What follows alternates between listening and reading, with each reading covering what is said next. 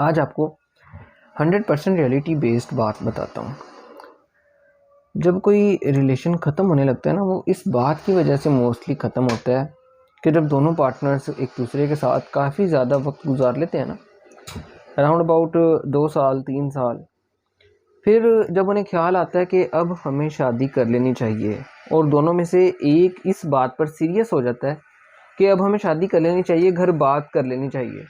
Mostly जो होती है ना, लड़की लड़के से ये बात कहती है कि अब हमें शादी करनी चाहिए, क्योंकि लड़के ने अक्सर शादी का लारा ही लगाया होता है। मैं दोनों की बात इसलिए कर रहा हूँ कि इन दोनों में से लड़का भी हो सकता है और लड़की भी हो सकती है। ज़रूरी नहीं है कि मेरी हर बात मर्द पे ही हो या हर बात औरत पे ही हो, दोनों में से कोई एक भी ऐसा कर सकता है।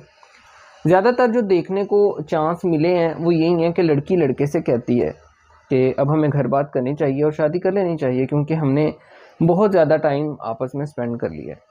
अब बात फिर ये आती है कि अगर कोई लड़का मुखलिस हो तो वो शादी वाली तरफ आ जाता है, अपने घर बात करता है, लड़की के घर रिश्ता भेजने की कोशिश करता है, एटलीस्ट अपने पेरेंट्स से बात करने की कोशिश करता है।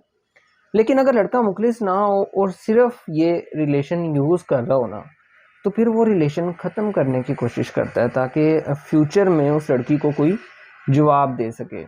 और जब लड़का ये रिलेशन ख़त्म करने लगता है ना, तो फिर दोनों में से, लड़की में से या लड़के में से कोई एक ऐसी बात ज़रूर कहता है कि यार, आपने अक्सर सुना होगा ये बात, फिर वो कहता है कि यार प्लीज़ मुझे माफ़ कर देना, मैं तुम्हारे काबिल नहीं था, या मैंने तुम्हें धोखा दिया।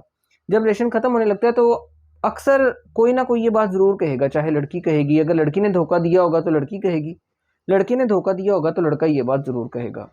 अब मुझे समझ इस बात की बिल्कुल भी नहीं आती कि वो माफ़ी किस चीज़ की मांगते हो यार? किस चीज़ की माफ़ी?